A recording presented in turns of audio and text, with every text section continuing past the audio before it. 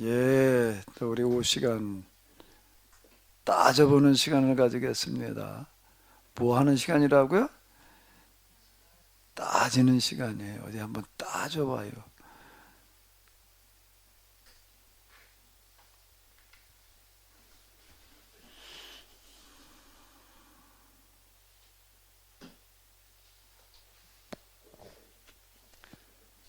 이제 저희도 이제 옛날부터 생각했던 게 왜 신학교에서 철학을 가르칠까 이제 그런 궁금증을 많이 가지고 있었는데 이제 목사님을 통해서 하나씩 조금씩 지금도 눈을 뜨고 있는 상황인데요. 지금 오늘 지난번 수요 세미나에도 말씀하실 때 제가 좀 의문이 들었던 게 있었고 오늘도 좀 명쾌하지 않는 부분이 있어서 질문을 예, 예, 예. 던져봅니다. 던져봅니다. 아, 그러니까 플라톤은 그 주지주의고 아리스토텔레스는 주의주의라고 지금 이해도 됩니까, 목사님? 주의. 뭐가 주의라고? 주의해서 들어봐요. 플라톤은 주지주의자고 관념주의자니까. 아닙니까? 그러니까 지금 오늘 말씀에 좀 헷갈렸어요, 그 부분이. 예. 그 아퀴네스가 주지주의고 아, 어거스틴이 주의주의자였다. 이렇게 연결을 시켜서 어떻게 지금 정리가 헷갈리고 혼란스러워서 오늘 지금 오후에 저 제대로 한번 목사님께 물어봐 정리를 자, 받고 있습니다. 이제 소크라테스 플라톤의 입장을 보게 되면은 네, 우리가 어떻게 살아야 되느냐라고 할 때에 이제 왜 그런 질문이 나오나 하게 되면 우리가 사는 세상이 불완전하단 말이에요. 불완전하고 죄가 지배하는 이런 세상에서 우리가 이제 어떻게 살아야 되느냐, 이 기준이 뭐냐, 근본이 뭐냐. 이제 그 근본이라는 게 어디에 있냐면 이 세상 속에서는 찾을 수가 없다 이렇게 보는 거예요. 불완전한 세상 속에서 죄가 지배하는 세상 속에서 어떻게 살아야 되는 기준은 어떻게 여기서 찾아내냐.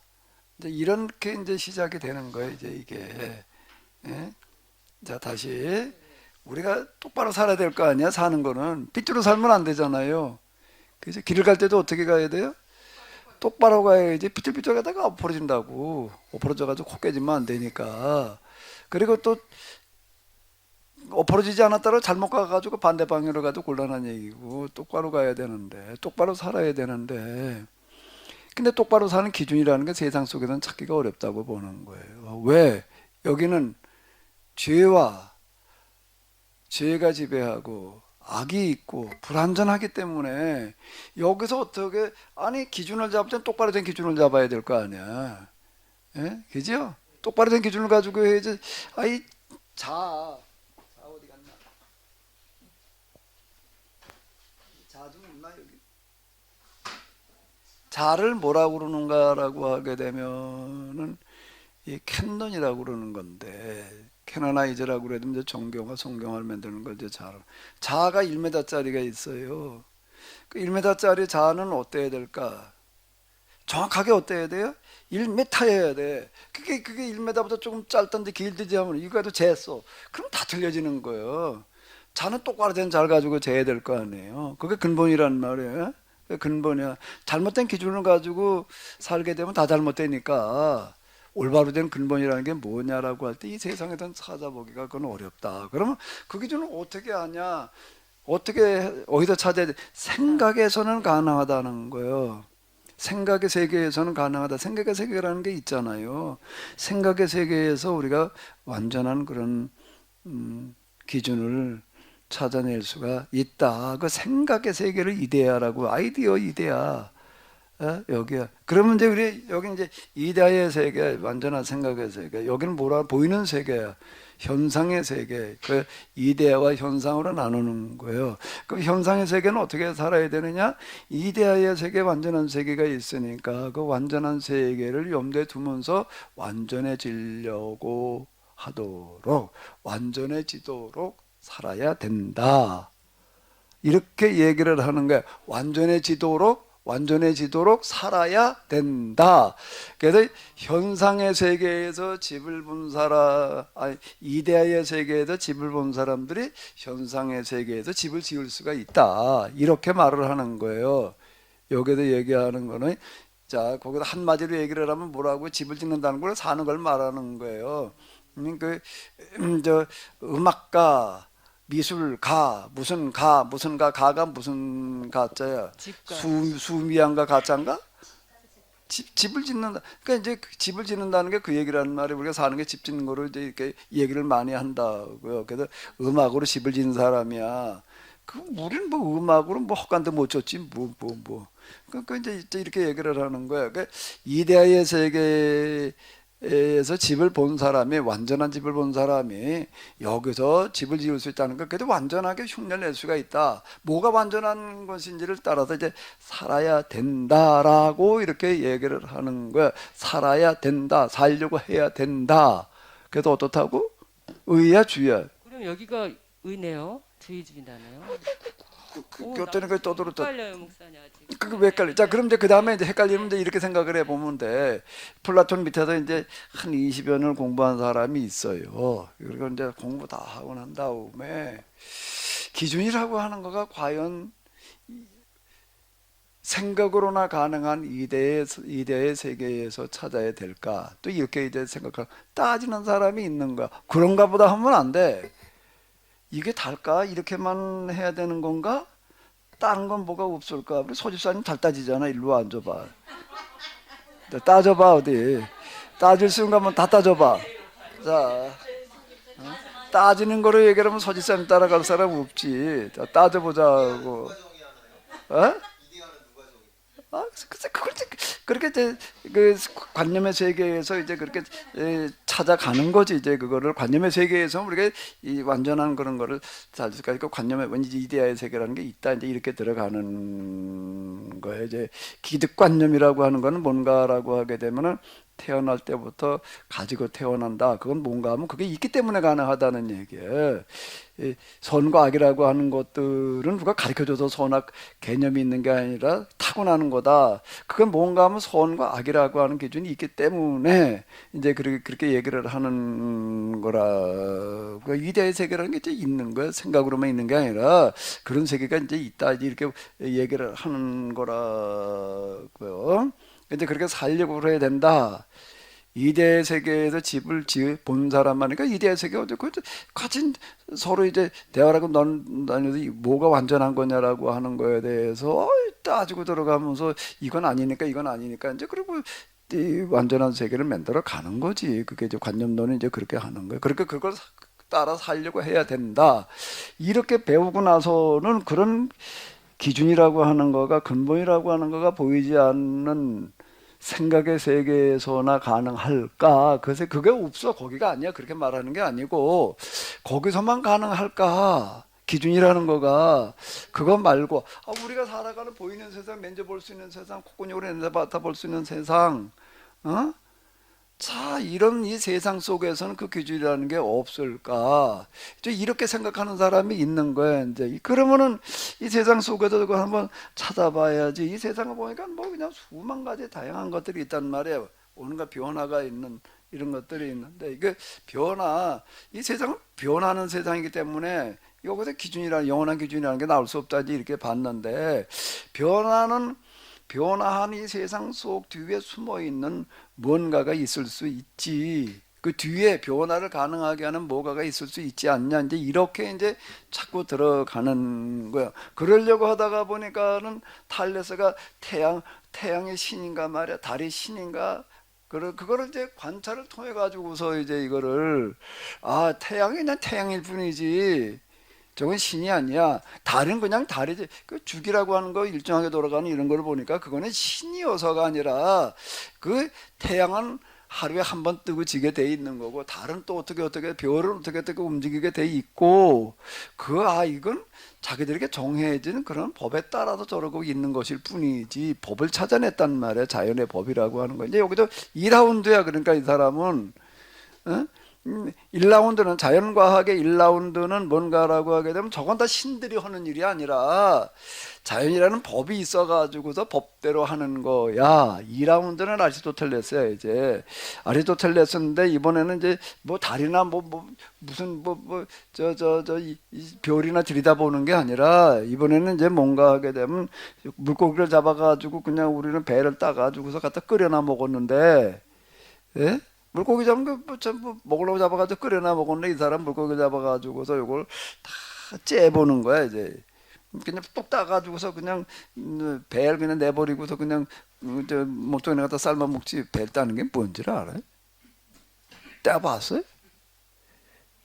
근데 뭘 안다고 그래? 따보지도 않고. 어디서 봤어요? 집에서 봤다고? 누가 배를 땄어요? 붕어 잡아다가 그냥 배를 따서 뭐 어쩌고 저쩌고 뭐 미꾸라지 잡아다가 배를 따고 그냥 그런데 이게 하나하나 물고기들 갖다가 다 재보는 거야. 이게 어떻게 해가지고서 이게 숨은 어디로 쉬는 걸까 말이야. 이걸 이제 다 이제 관찰 겉으로 보이는 것만 관찰하는가 아니라 그 속까지 다 재보는 거야 이제 이거. 다 재보고 뭐든지 다 그런 식으로 다 이렇게 연구를 하는 거야.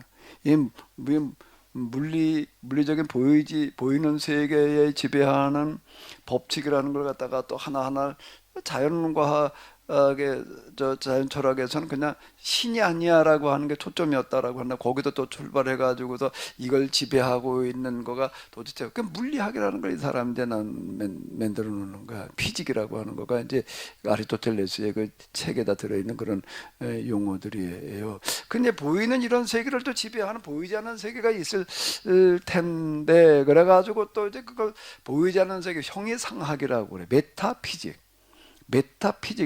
피직 뒤에 메타라는 건 애프터 영어로 애프터 뒤에 보이는 세계 뒤에 보이지 않는 세계가 있지. 그 세계를 지배하는 원리는 또 뭘까? 또 이러고 들어가는 거예요. 이제 원리라는 건 뭘까? 이제 이거 원리를 찾아. 원리를 찾아가지고서 이제 어쨌든 이렇게 이제 나아가는 이런 건데 이 변화라는 거가 있단 말이에요. 변화도 관찰을 하는 거야. 가만히 이렇게 보니까는 변화 뒤에는 또 뭔가 하면 그 변화를 가능하게 하는 게 있고 또 가능하게 하는 거 또 가능하게 하는 거고 또 가능하게 하는 게 이게 운동 변하는 거 이렇게 들어가는 거예요. 그러니까 맨 뒤에 가게 되면은 어디로부터 영향받지 않고 영향을 주는 뭔가가 틀림없이 있을 거야. 그렇지 않은 모순이니까 영원한 뒤에만 가다 보면 그건 모순이야. 맨 마지막에 가서는 부동의 동자라는 게 있다. 있을 수밖에 없어. 그거는 그렇지 않은 모순이야. 그러니까 여기서 미모순의 법도 논리학을 굉장히 중요시하는 거예요. 이런 걸 이제 여기도 그 근본에 해당되어 있는 걸 찾아내려니까 논리적으로 접근해 들어가야 된단 말이야. 논리적으로 이제 접근해 들어가 가지고서 부동의 동자 원이라는 게 있는 거예요. 이제 굴뚝을 보니까 연기가 나. 왜 연기가 날까 하고 보니까 뭘 하고 있어요? 아궁에서 뭘 하고 있는 거야? 불을 떼고 있는 거야. 그럼 이제 불을 왜 뗄까? 그다음 물을 어떻게 타나 보니까 나무를 갖다 떼고 있어. 그 나무는 어디서 온 거야? 해온 거야. 나무를 왜 해왔지? 묻고 이제 원인 없는 결과는 없는 거야. 원인으로 묻고 들어가는 거야. 묻고 들어가다 보니까는 이제 여기도 제1원인이라는 게 있을 수밖에 없다. 이렇게 이제 하나하나 다 이렇게 분석을 해가지고서 이제 찾아내는 건데 그게 뭔가 하면 우리가 어떻게 살아야 되느냐라고 하는 그런 원리라고 하는 거가 근본이라는 게 이렇게 개체 속에 들어있다. 이제 요렇게 보는 거야. 이자의 세계에 있다라고 보는 게 아니라 그러려고 하다 보니까 이제 이게 피직도 해야 돼, 메타피직도 해야지 돼, 식물학도 해야 돼. 해부학도 해야 돼, 윤리도 따져봐야 돼, 또 정치라는 거 갖다 또 연구를 하는 거야. 또 정치라는 게 도대체 뭐냐 그러고 왔다 또 그 정치학이라는 게 나온 거예요, 이 사람이. 윤리라는 게 또 뭐냐? 윤리 갖다 보면 윤리학이 나오는 거예요. 아리스토텔레스의 연구 범위 내에는 들어있지 않는 게 없어요. 그래서 지금 뭐라고 얘기를 하는가 하면 서양이 배출한 최고의 지성인은 아리스토텔레스다 이렇게 얘기를 하는 거예요. 누가 헌 걸 또라 하는 건 괜찮아. 처음 이 사람이 해부학을 만들어내는 거야. 이 사람 이거 그런 게 많아. 피직도 이 사람이 처음 하는 거야. 물리학이라는 걸 이 사람이 처음 하는 거야. 메타피직도 이 그래가지고 서양이 배출한 최고의 지성인 아는 거를 이제 여기서는 거기를 그래야지 거기서 보편성을 끌어낼 거 아니야. 이게 원리를 찾아내고 뭐해도 원리를 찾아내나 하게 되면 저 보이지 않는 생각의 세계에서 뭐 완전한 뭐를 어쩌고 저쩌고 아니라 이 세상 이런 만물을 지배하고 있는 것들 속에서 그걸 분석을 해가지고서 이제 찾아내는 걸 이제 경험 또는 뭐라고요? 금방 주의와 주지가 있는데 어디가 지겠어? 아리스토텔레스겠어요? 플라톤이겠어요? 그 거꾸로 생각한 거라고 그거를 지금 그러면 이론을 정립해 놓은 거니까 아리스토텔레스가 주지주겠네요. 그게 지금 이게요 신의 걸 댕기고 뭐 어쩌고 저쩌고 주지주의 뭐라고 주지주의가 뭐지? 못 들어보는 소린데 이제 그렇게 이제 분석을 해가지고 그렇게 접근하지 않으니까는 이제 양대산맥이야 이게 양대산맥. 근데 관념론 하니까 관념주의 하니까 그게 주지 같은 느낌이 드는 거예요. 그래서 경험주의 하니까 이게 행동 같고 아. 그게 아니구나. 또 제가 근본을 주지와 주의가 있다. 그 출발을 그래도 이제 이렇게 얘기를 하는 거예요. 이 철학이라고 하는 기초라고 하는 거가 플라톤, 아리스토텔레스에게 와가지고서 놓여졌다. 그 이후 서양 철학이라고 하는 것은 플라톤과 아리스토텔레스 철학에 대한 주석이다. 새로운 게 없다는 거예요. 그리고 이제 중간에 왔다 갔다 하는 거야. 이런 것이 뿐이지 주석일 뿐이지 더 이상 나온 게 없다 이런 평가가 나오는 게 지금 그런 얘기예요. 네, 더불어서 제가 그 궁금했던 게 또 하나는 그러니까 저 이집고 지금 구속사 계약사 입장에서 해석할 때 구속사에 영향을 미친 게 늘 어거스틴은 부정적인 이미지에서 그 이원론적인 것을 어거스틴이 그걸 이론을 정립해서 부정적인 측면만 저기 들었거든요. 근데 이제 다 복합적인 영향으로 봐야 되겠네요. 이렇게 좀 지금 듣기로는 그래요. 자, 이 지금 이 구속사라고 하는 거는 지금 플라톤 철학에 기초를 하는 거예요. 플라톤 철학은 이데아의 세계가 있고 현상의 세계가 있고 거기 영의 세계야. 여기 육의 세계고 그래가지고 중요한 거는 저쪽이야. 이거는 그림자에 불과해. 이렇게 얘기를 하는 거예요. 그러니까 사람을 놓고 볼 때도 사람도 둘로 구성되어 있다는 거, 영이 있고 육이 있다. 근데 육이라고 하는 거는 이거는 하잘 것 없는 거다라는 식으로 다 이렇게 나가게 되는 거예요. 영이 중요하다. 그 부분만 영육 이원론이라고 이렇게 얘기를 하는 거예요. 이러던 사람이 딱 기독교를 접하고 나니까 기독교에서는 뭐라고 해라 천국이 있고 세상이 있대. 그게 천국을 지향하는 삶을 살아야 된다. 뭐 어쩌고 저쩌고 뭐 이러고 하니까는 천국은 뭘로 보일까? 플라톤 철학에 익숙했던 사람들 보니까 이데아의 세계, 세상은 현상의 세계. 이 도식으로다가 이제 제초의 기독교 신학이 만들어지는 거예요.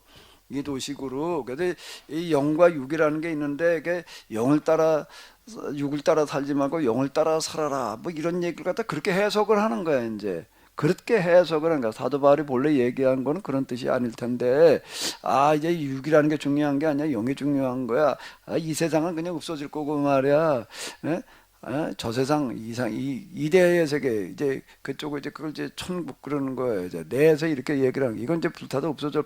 이제 이렇게 들어가는 신학의 기초가 여기에서 놓여지는 거예요. 그거를 가지고 신학의 기초를 초대교 신학을 집대성한 사람이 오거스틴이고 그 사람의 그 신국론이라고 하는 역사 철학을 이렇게 보게 되면은 세상 역사라고 하는 건 뭔가라고 하면 하나님 나라와 세상 나라의 갈등과 지금 쌈박질 하는 데다 말이야. 레슬링이다. 그게 지금 이제 엎치락 뒤치락 하는데 그때 이제 왜 그걸 쓰는가라고 하게 되면 로마가 이제 약탈당하고 망하게 생기는 그런 시점에서 이제 이게 로마가 왜 이게 600년 평화를 유지하던 이런 나라가 왜 이제 기독교를 망하게 되느냐 말이야. 망하게 된 게 이제 로마 도시 로마 제국의 수도 로마가 약탈을 당하는 거예요. 지금 저 게르만족들한테 이게 상상도 못하던 일이 벌어지는 거예요. 지금 기독교 이제 나라가 이제 망한 걸로 보이는 거야. 왜 망했냐 말이야. 저 기독교를 받아들여 가지고 국교를 삼아서 망한 거 이제 이런 말들이 나오는 거예요. 이제 이런 말들이 나오니까 그 우리 멀쩡하게 말해 우리 저희 로마에 그 많은 신들이 있었는데 말이야 그 신 다 갖다 버리고 말이야 뭐 기독교 하나님 믿으라고 그러는 바람에 다른 신들이 화딱지가 나가지고서 지금 이 모양이 된 거야. 이제 이렇게 하는 말들이 많이 나왔어요. 그래서 이거를 이제 뭐라고 그래야 되느냐 이걸 답변할 수 있는 사람이 어려운 거야. 로마 제국 기독교를 믿어서 망한 건가? 아니지. 그럼 뭐 아니라는 걸 그냥 아니야. 그렇게 말하지 말고 그거 말고 그게 아니라는 거를 좀 그래도 좀 체계적으로 얘기를 해봐. 그걸 얘기를 할 사람이 없는 거야.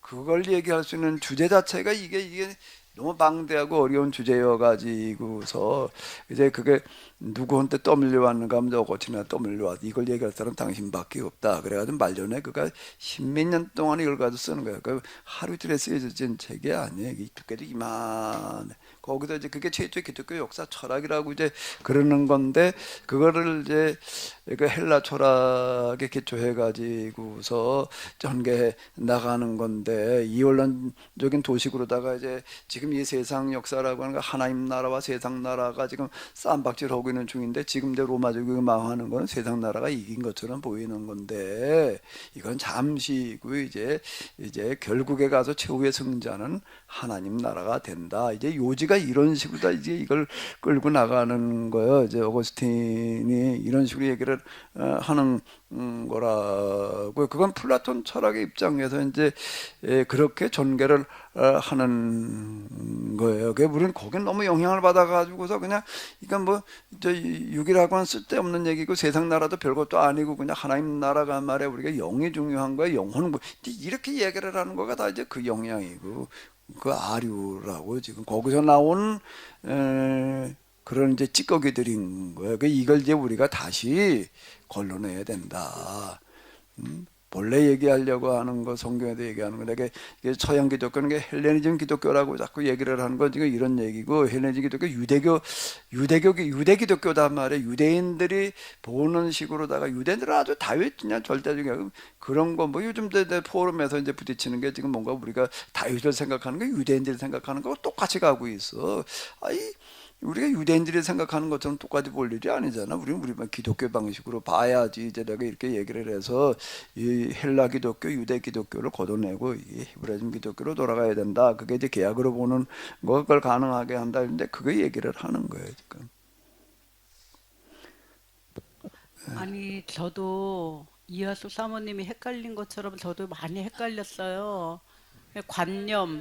관념하면 생각하면 지식, 이렇게 되고, 경험하면은 내가 그래도 뭔 관찰해야 되고, 뭐 해야 되고, 그렇게 헷갈려서 지금 주지주의를 찾아봤어요. 주지주의라는 용어를 처음으로 쓴 철학자는 베이컨이다. 어쩌고 저쩌고 하면서 하다가 또한 이제 그 말을 처음 쓴 철학자는 베이컨이고 과학의 진보를 방해하는 잘못된 사실을 가리키는 경멸적 의미로 주지주의를 사용했다. 또한 칸트는 어쩌고 저쩌고 하면서 칸트는 플라톤과 라이프니츠를 가장 뛰어난 주지주의 철학자로 꼽았다. 또 이런 말도 있거든요. 그럼 어떻게 근데 되는 이제 거예요? 양대 산맥의 흐름이라고 하는 거는 얘기대로 이제 지금 요거 이제 그 뭐야 이 아리스토텔레스를 이제 뭐로 보는가 하면 주지주의의 출발을 보고 그게 이제 최고 이렇게 본다고 흐르면 그러니까 칸트는 플라톤과 라이프니츠를 주지주의의 그거로 봤다고 하는 건 뭐 어떻게 되는 거예요? 자 그래서 또 우리 소집사님 또 따져봐봐. 아니, 따지는 게 아니라 이거 왜 해야 되는 거예요? 예? 이거 왜 해야 돼요? 아, 이제 진짜 따지네. 왜 알아야 돼요? 왜 이걸 해야 되느냐? 자, 봐봐. 이거를 자, 여기를 잠깐 봐봐요. 여기를 보는데 자, 이 기도라는 걸 얘기를 하면서 이거를 지금 얘기하게 되는 건데 기도를 어떻게 해야 되느냐? 뭐가 기도냐라고 하는 거를 이해하는 데 있어서는 이런 부분들에 대한 그 시대적인 이해, 신화의 시대에서 무슨 시대로 넘어간다고? 철학의 시대로 넘어가면서 이제 여기에서 뭔가 하면 그전엔 무법천지야. 무법천지에서 그냥 맘대로 신앙이야. 이제 맘대로 신앙이라는 게 신은 누구냐라고 기분에 따라서 그냥 뭐 이렇게 한다라고 이렇게 생각을 하는 거예요. 근데 그거를 철학으로 넘어가면서부터는 뭔가 하면 법이라는 걸 얘기를 한다고. 자연의 법, 인륜의 법을 얘기를 해서 이제 신앙생활을 법대로 해야 되는 거다. 여기도 신앙생활에도 법이 있다. 그걸 이제 계약법이라고 그러는 거라고.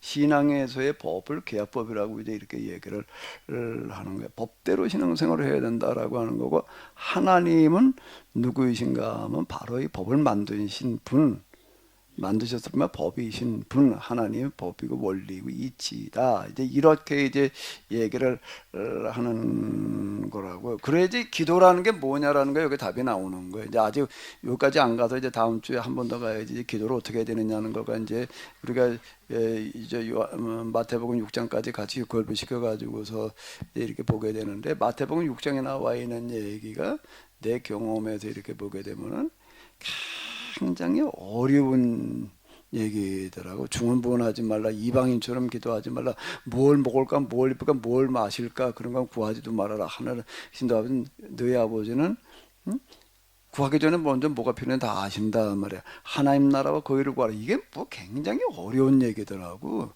어떻게 기도하라는 건지 그 주기도문이 그 중에 들어 있잖아요. 그러니까 우리가 이제 이걸 이해하고 있을 때 비로소 기도가 뭔지 우리가 신앙생활하는 게 어떻게 해야 되는 건지가 보인다. 그래서 하는 거예요. 이게 도움이 소집사님한테는 뭐 아무것도 아니니까 그거 쓸데없는 얘기 그냥 긴 얘기로만 들렸을지 모르지만 또 아닌 사람도 있을 것 같아서. 북선님, 근데 이게 막 플라톤 뭐 아리스토텔레스 이런 걸 막 하고 막 주지주의, 주의주의를 막 얘기를 하잖아요.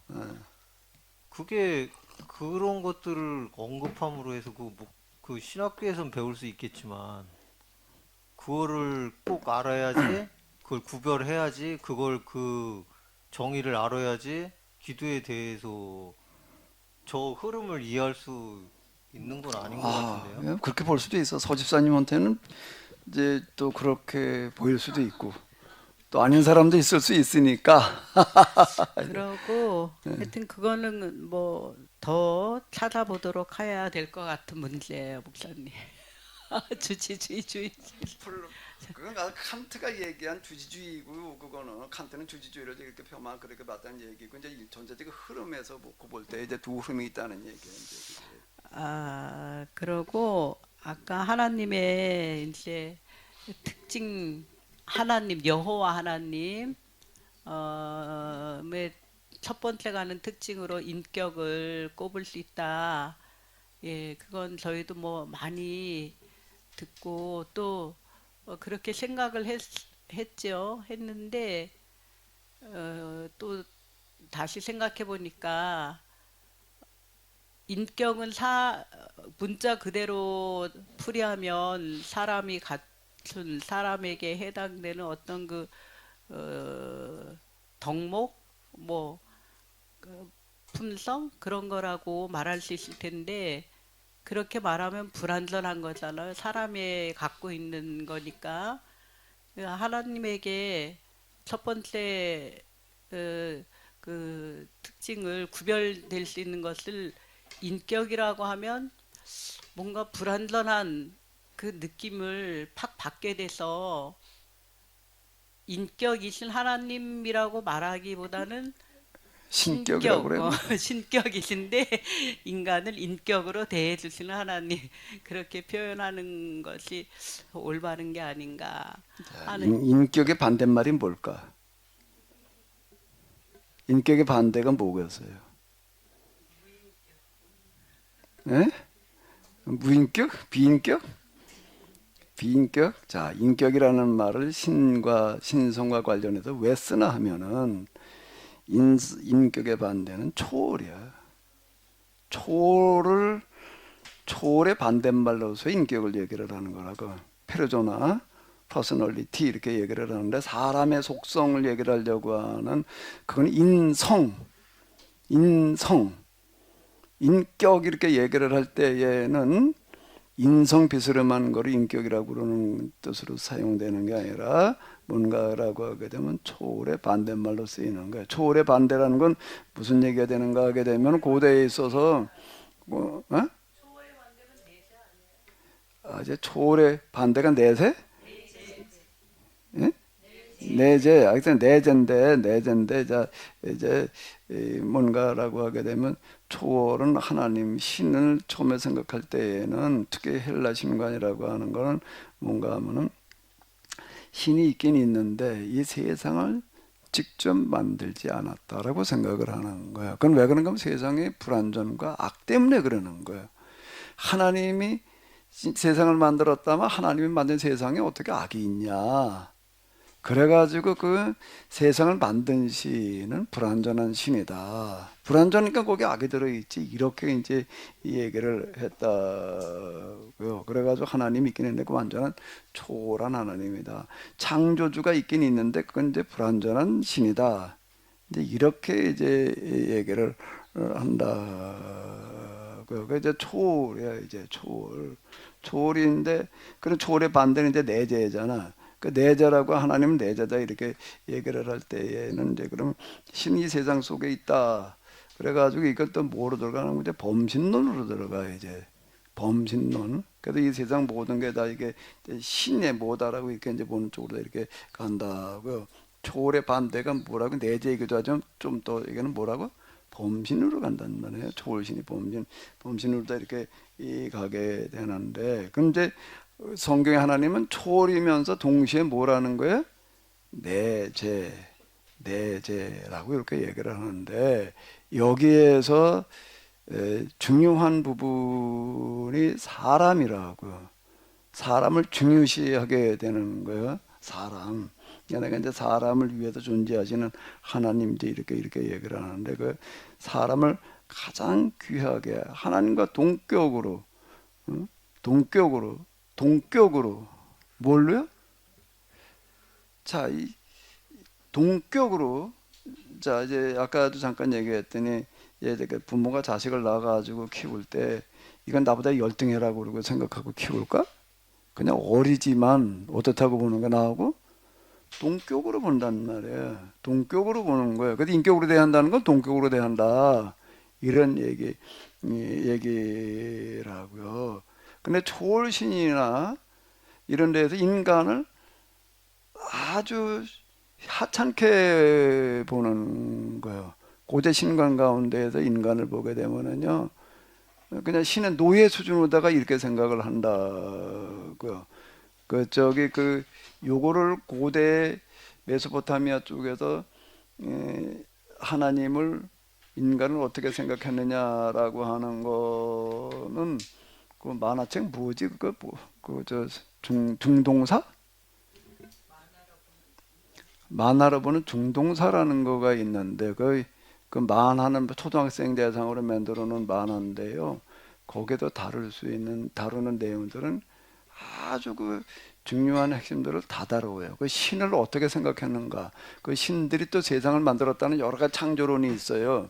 메소포타미아에 거기에 이제 여러 창조론이 있는데 이제 보게 되면 인간이라고 하는 거를 그냥 쓰레기처럼 보는 어떤 이제 이런 거예요. 그 인격이라고 이제 하나님을 인격이라고 얘기를 할 때에 그게 가장 중요하게 이제 생각을 해야 된다라고 할 때 하나님은 우리 인간을 어떻게 보신다? 성경 하나님은 동격 우리 예수님께서는 뭐라고 말씀하셨는가 하면 구원받은 자는 뭐라고 얘기를 한다는 거예요? 신이라고 그랬다는 거예요. 예수님께서 인용하신 구절 가운데 그런 얘기 있죠. 구원받은 자 신이라 하였거니라고 이렇게 얘기하시는 구절이 있어요. 그리고 구원이라고 하는 것은 하늘의 천사와 같이 되는 거다. 이제 이렇게 얘기를 하는 부분이 있다고요. 인간을 동격으로 대하신 거 예수님 말씀 가운데 그런 건 많아요. 나를 본 자는 이미 아버지를 보았고는 뭐 기타 등등 뭐 가장 작은 자 하나에게 한 것이 곧 나에게 한 것이다. 이렇게 얘기를 한다고.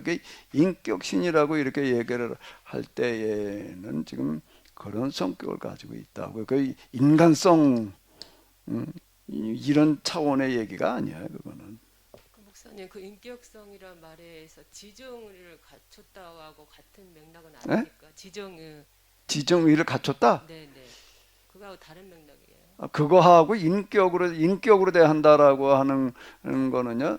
사람이 인격적으로 대한다는 건 그 사람을 굉장히 대할 수 있는 가장 크게 귀하게 대해준다라는 그런 표현이잖아요. 하나님 우리 인격으로 대하신다는 얘기는 인간을 가장 귀하게, 동격이라고 하는 말이 제일 맞는 얘기일 것 같아. 부모가 자식을 동격으로 대해주는 거 아니에요. 이걸 그냥 막 쥐락펴락 지 맘대로 하려고 그러지 않는 거.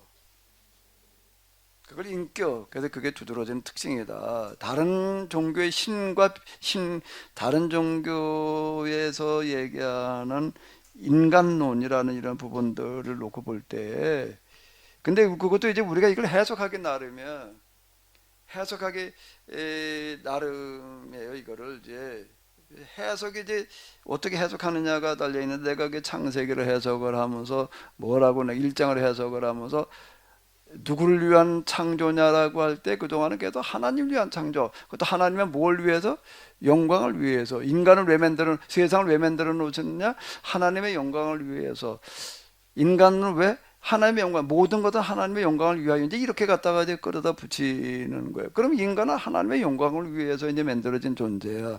그런데 그런 인간이 선악과를 먹어가지고 타락해가지고 죄 가운데 죽어가. 이제 그래가지고 이제 하나님께서 어떻게 된 거? 구원론이라고 하는 이런 초점에다 맞추게 되면 인간은 이제 죄지고 타락해가지고도 죽어가야 되기 때문에 구원해내야 할 존재에 불과한 거야. 구속사 구원론에서는 인간을 그렇게 보게 된다고요. 하나님을 위해서 창조된 존재였는데, 근데 죄 때문에 지금 죽어가고 있기 때문에 멸망할 수밖에 없기 때문에 그들을 어떻게 해야 된다? 구원해내야 된다. 그 인간은 구원의 대상이야. 그래서 우리도 인간을 구원하자, 선교, 구원 맨날 그런 거예요. 인간은 그 이상으로 볼 수가 없어요. 그동안에 우리 해석은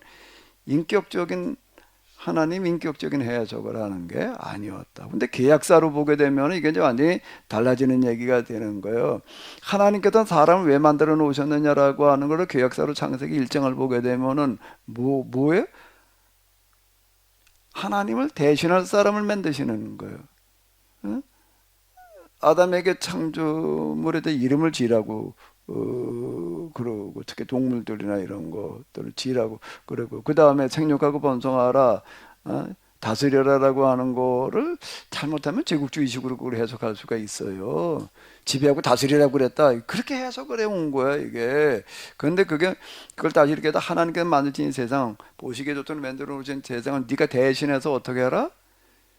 관리하고 다스려라. 자, 대신할 사람, 대행자로 만드셨다. 자, 이렇게 얘기를 하는 거. 그렇게 이제 이 죄 때문에 어떻게 돼?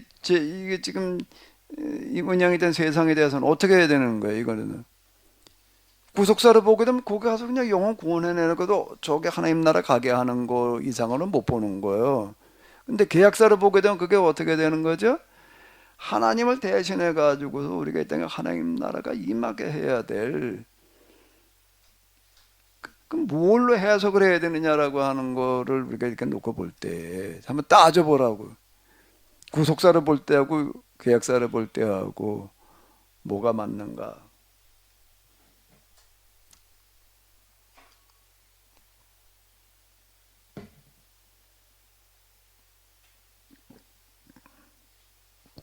그러니까 인격을 중요하게 봐야 된다고 내가 얘기하는 건 이걸 얘기하는 거예요. 하나님의 형상대로 인간을 창조했다 했을 때 그럼 형상을 닮았다는 그런 표현이잖아요. 그럴 때 가장 오늘 말씀하신 설교에서는 법의 개념을, 인륜의 법 이렇게 지금 목사님이 말씀하셨기 때문에 결국 하나님 형상대로 만들었다는 것은 지금 말씀하신 연결해서 너희가 법을 지킬 수 대응할 수 있는 그런 자로 만들었다 이렇게 이해하면 됩니다. 자, 이제 그걸 네. 자, 자연이라는 법이 발견이 되어지는 거예요. 그 다음에 인륜의 법이 나오는 거고, 이 계약법이라고 하는 거는 신앙의 세계의 법이야. 신앙의 세계의 법이에요. 요거는요. 그 법이 지배하는 거다라고 이렇게 얘기를 하는 거고, 이제 요거 뒤에는, 요거 뒤에 거는, 요 뒤에는 똑같은데, 여기까지는 똑같은데, 여기 뒤에만 내가 이제 조금 좀 이제 이렇게, 다시 얘기를 해놓은 거는 뭔가라고 하게 되면, 영성의 세계에 하나님을 경험으로 접근해 들어가는 영성의 세계에도 법이 있다. 영성의 세계에도 법이 있다. 자, 이 사람 헷갈리게 하는 게 뭔가 하면 신비라는 단어야. 신화 시대에는 신비로 이해를 자꾸 하려고 그러는 거야. 신비하게 신비 거기 이해될 수 있는 세계가 아니고 그냥 섬겨야 될 따라가야 될 이런 거라고 이렇게 얘기를 한다고. 근데 똑같이 영성의 세계도 신비로 이해를 하려고 이제 그런다고. 영성 운동하는데 영성 뭐 어쩌고 저쩌고 하는데 가보게 되면은 다 뭐라고 해라 하나님을 경험해야 된다. 이게 거기는 뭐라고 그러는가 하게 되면 이제 이렇게 얘기를 하나님 경험이라는 말을 안 써요. 경험이라는 말보다 조금 더 센 단어가 뭘까? 경험보다 센 단어가 뭐예요? 체자를 쓴다고. 체험이라. 그러니까 하나님 체험하자 그런다고. 하나님 경험하자. 경험 뭐 생각으로도 경험할 수도 있고 뭘도 경험할 수도 있고 체험은 체득이라는 건 뭘 했다는 거예요? 직접 겪어보는 걸 체득이라고 그러는 거라고. 몸으로 겪어보는 거예요. 그 체자가 몸체자예요. 이거는요. 그 몸으로 직접 겪어 하나님 체험하기. 이제 이렇게 꼭 얘기를 한다고. 경험하기가 아니라. 이제 그동안에 예수님을 경험을 했어요. 뭘로 경험을 하는 거죠? 예수님 뭘로 경험하는 거예요? 회심 경험, 회심이라는 경험이 일어났단 말이야. 회심이라는 경험한 사람들한테 이번엔 뭐라고 그래? 하나님 체험하기라고 그런다고. 직접 체험해야 된다는 거예요. 그 체험을 가지고 얘기를 할 때에는 하나같이 뭐라고 얘기를 하냐면 신비 체험이라고 이렇게 얘기를 하는 거. 그건 신비의 세계다. 이거는 직접 경험해 보지 않고서는 뭐라고 말이 안 된다. 이렇게 다 신비 이렇게 얘기를 하는 거예요. 나도 그냥 그러려니 그랬어요. 아, 맞아. 하나님 세계 신비의 세계지. 그걸 어떻게 다 설명이 되고 어떻게 그게 다 이해가 돼? 당연히 그 신비의 세계지.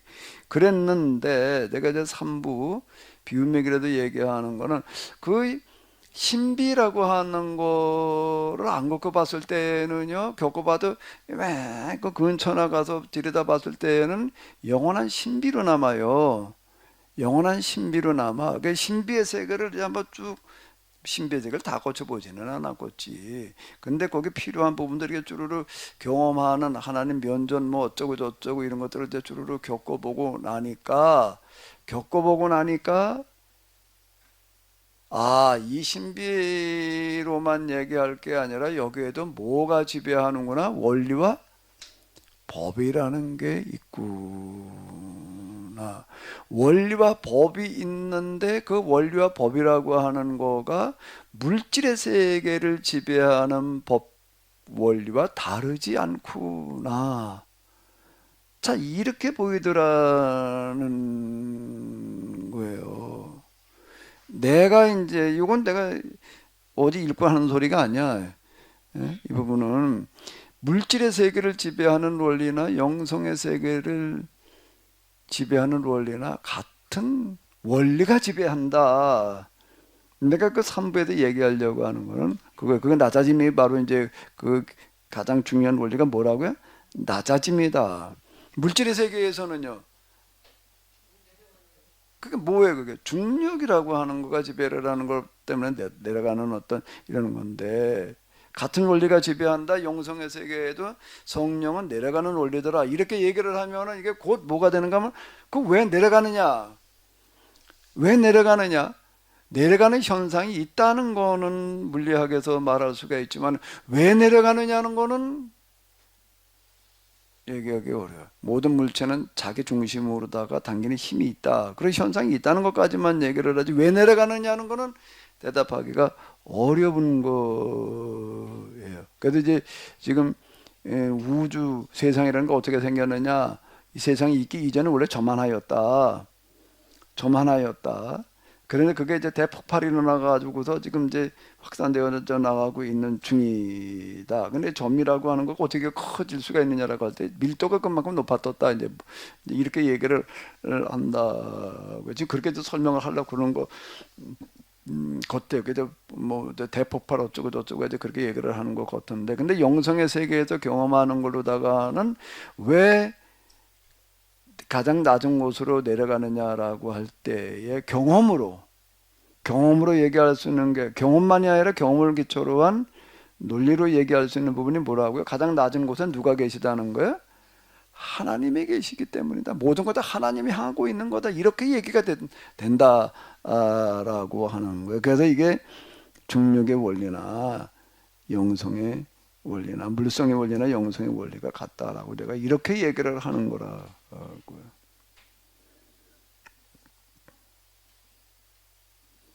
신비를 벗어나야 되는 거예요. 신비라고 얘기하지 말고 뭐라고 얘기를 해야 된다고요? 원리와 법으로 말을 해야 된다. 여기 미신이라는 게 신비로 얘기하다가 이게 그 모양 되는 거예요. 신비를 걷어내야 돼.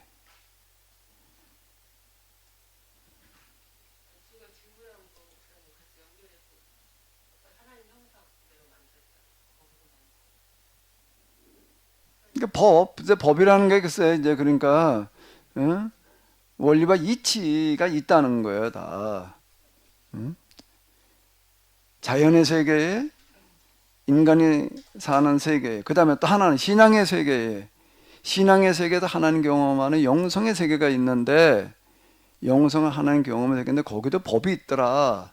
법이 지배한다. 그럼 왜 그런가라고 하게 되면 공통점이 뭐죠? 다 하나님께서 만드셔서 그러니까 하나님의 법이시기 때문에 다 법으로다가 이제 이렇게 얘기를 하니까 또 뭐라고 얘기를 하나 뭐 하나님 골치 아프시겠대. 왜? 당신이 그랬잖아. 또 얘기를 해봐. 왜 하나님 골치 아프시지? 당신이 그랬잖아. 저번 주 오후에 수요일인가 하나님 노릇하기 뭐 하나님이 하나님 노릇하기 무슨 말씀을 하셨는데 가만히 생각해 보니 하나님 노릇하기가 정말 어려울 것 같아요. 그냥 잡신들 뭐 우상 그런 신 아닌 그런 존재들이라면 멋대로 맘대로 막 휘두르고 또 기분 좋을 때 좀 잘 보이고 뇌물 바치고 하면 또 봐주고 뭐 그런 그래도 좀 재미가 있어야 신노릇을 할 텐데 하나님께서는 법을 만들어 놓으셨고 또 하나님의 만드신 법을 가장 또 철저하게 지키시고 법 자체니까 하나님의 법 자체니까 뭐 지키고 말고 할 것도 없이 법 자체잖아요. 하나님이 그러니까 그 법대로 행하시는 그런 분이기 때문에 참 어려울 것 같아 해먹기. 하나님 해먹기. 옛날에 누가 대통령 해먹기 어렵다고 해서 자, 그러면 탄핵을 이제 받은. 자, 그럼 다시 물어봐봐요. 잠깐만요. 그 부분 관련해 가지고서 이제 왕으로 한번 생각을 해보자. 왕정시대 왕이 이제 여러 왕들이 다양한 왕들이 있잖아요. 진짜 왕이라면은 훌륭한 왕의 성군이라면은 어떤 왕일까? 직접 마이크 가지고 얘기를 해봐. 왕 노릇 해먹으려면 어떻게 해야 돼? 골치 아프죠. 근데 이제 그래도 제일 훌륭한 왕이라면은 성군이라면은 어떤 왕일까? 법을 제대로 만들고 그 법에 따라서 일단은 집행을 해야 되겠죠. 당연한 얘기예요. 근데 제대로 된 법을 만들어야죠. 그럼 그렇게 성군이 제대로 된 법을 만들지. 당연히 그러니까 우리나라도 성군이라고 지금, 그러지. 예, 우리나라도 지금 법이 제대로 되지 않아서 뭐 자녀를 저기 뭐야 자기 의붓 딸을 뭐 어떻게 해가지고 성폭행하고도 뭐 7년밖에 형을 안 살고 그런 솜방망이 법이 있고 또 구석구석에서 보면은 정말 법이 일단은 제대로 그러면 돼야 돼. 봐봐. 지금 방 이제 이제 우리나라 법이 잘못돼가지고 손방망이 얘기를 했는데 법을 제대로 만들어야 된다. 누가 만들지? 아니 그 사람인데 그때 구체적으로 자기가 그 힘을 갖고 있는 사람이 자기에게 자기들 그 세력과 그런 걸 유지하기에 편리하게 법을 만들겠지. 김현자는 어때? 법 만드는 데 있어서. 나는 법을 만들 수 있는 권한도 없고 그러면 대한민국에 사는 게 아니야. 대한민국에서는 누구든지 뭘 낼 수 있는 헌법소원을 낼 수 있는 거예요. 차 타고 댕기다 보게 되면 그 속도 감지기 있잖아요. 그거 이렇게 해 놨다가 이제 그것도 이제 사고 많이 난 데다가 주로 세워놨다가 이제 또 더 난 데서 옮기고 뭐 이제 다시 만들고 그런다고요. 게다가 이제 속도 감지기를 놨어 그랬더니 이제 별로 사고가 이제 과속도로 안 해가지고 좀 이제 그래. 그럼 그 다음에 이제 딴 데로 옮겨갈 수 있잖아요. 근데 저는 어떻게 했냐면 껍데기를 놔두었다고요. 그러니까 껍데기를 놔뒀으니까 거기 감지기가 있는 줄 알고 그대로 지키고 갔어. 근데 나중에 보니까는 그건 그냥 폼으로다가 나온 거야. 가짜야. 근데 그게 어떻게 이제 그렇게 다 없어져 버렸어요. 왜 없어졌을까? 헌법소원을 낸 거예요. 헌법소원 해가지고 가짜로 갖다가 이렇게 감지기 만들어 놓는 거 헌법 정신에 맞냐? 그래가지고 누가 개인이 냈다고. 개인 해가지고 그거 취소돼가지고 다 띄었어요 지금요. 그건 이제 법을 뭐 국회의원들이 법 만드는 사람들이 만들어야지 난 뭐 그냥 그렇게 맨날 툴툴거리기만 하는 건데 그건 우리가 가서 그거는 뜯어 고쳐야 된다고 얘기할 수 있어요. 우리 김호영 목사라는 사람이 있는데요. 그 양반은 주로 하는 일이 뭔가 하게 되면은 대법원 앞에 가가지고서 피켓 시위하는 게 그분의 일과의 절반이나면 거기 그거 들어가는 것 같아요. 무슨 거 뜯어 고쳐야 된다고 무슨 뭐 검찰 뭘 고발을 하고 고발을 해도 검찰 무슨 뭐 누굴 고발을 하고 어디 또 서산에 사는데 서산 또 시장 상대로다 갔다가 또 무슨 고발하고 아주 그 사람 고발이 왜 그러냐 그랬더니 나한테 배웠대.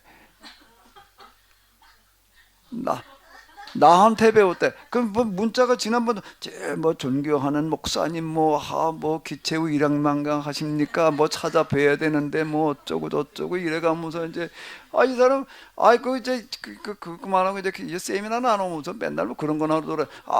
뭐냐 내가 목사님한테 배워가지고 하는 건데 목사 똑바로 뭘 해야 돼 바로 잡아야 된다고 그래요. 내가 지금 그게 충실하고 있는 중이라고 이제 또 이러고 나오는데요.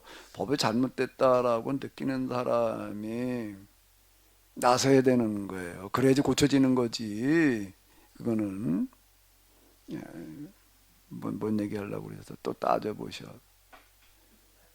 따지는 것보다도 저는 법대로 한다는 게 얼마나 중요한다는 걸 제가 요즘에 좀 놀고 있으니까 역사를 많이 보고 있거든요.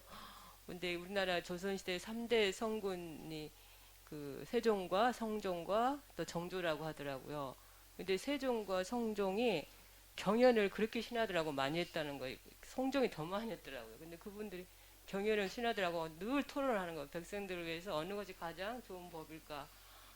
그걸 법을 만드는 과정에서 그렇게 밤새 토론하고 질문하고 토론하면서 그 가장 좋은 것을 이끌어내려고 했던 것들을 보면서 또 그렇게 법대로 하려는 것이 정말 백성을 위한 길이고 근데 왕들은 힘들더라고요. 그만큼 잠을 못 자고 몸이 다 망가지고 힘들고 근데 이제 뭐 연산군 뭐 폭군 이런 사람들은 지 맘대로 하다 보니까 얼마나 많이 힘들었으니까 백성도 힘들고 그 밑에 신하들도 다 죽어나가고 이유 없이 그러니까 법대로 한다는 게 우리 백성들 우리 사람들 입장에 정말 좋은 것 같고요. 그 하나님은 정말 힘드실 것 같다는 오래 참아야 되고 인내해야 되고 왕 노릇해 먹기가 그만큼 힘들어. 법대로 하려면은 지도자는. 법대로 하려면은요 왕이 종노릇 해야 되기 때문에 힘든 거예요.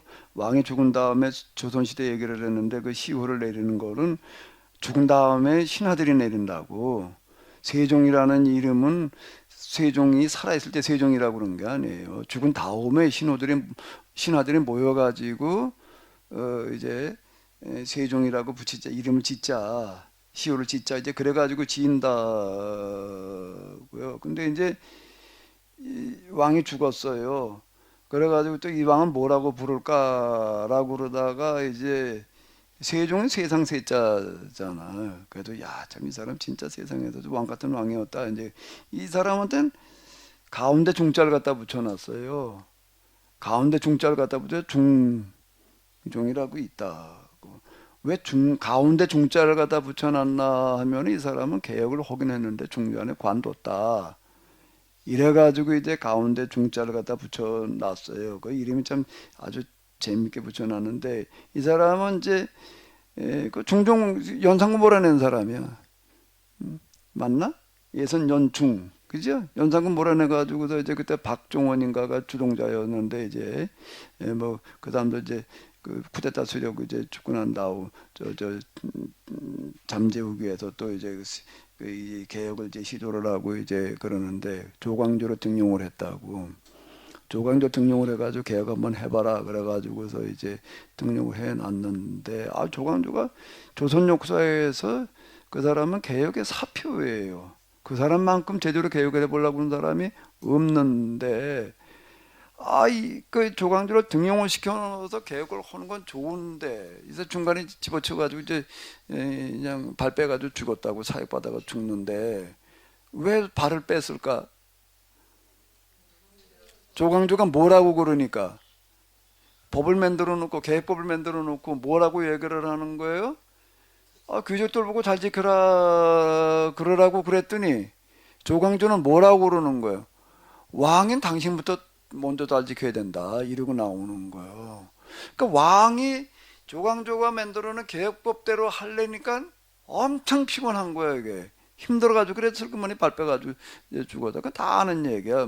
그래가지고 이제 그 나중에 가운데 중자를 갖다 붙여놨다 이제 그러는데 법대로 한다는 거는 피곤한 거예요. 힘든 거예요. 좀 유도리가 있어야지 좀 뭐 홀맛이 나지. 이는 뭐게 그냥 매달 다 법대로만 해라 그래 놓으니 이게 피곤한 거예요. 근데 하나님 법 자체이시다. 자, 그러니까 누가 제일 피곤하시다고?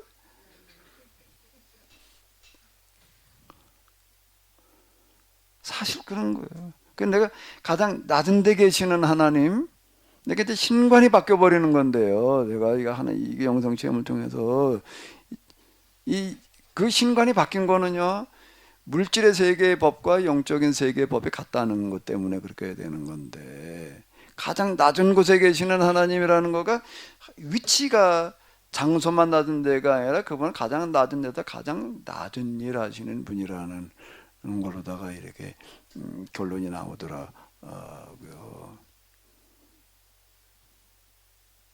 거기에서 내가 이제 케노시스라는 어떤 그런 이름을 갖다 이제 이렇게 떴다 붙이는 거예요.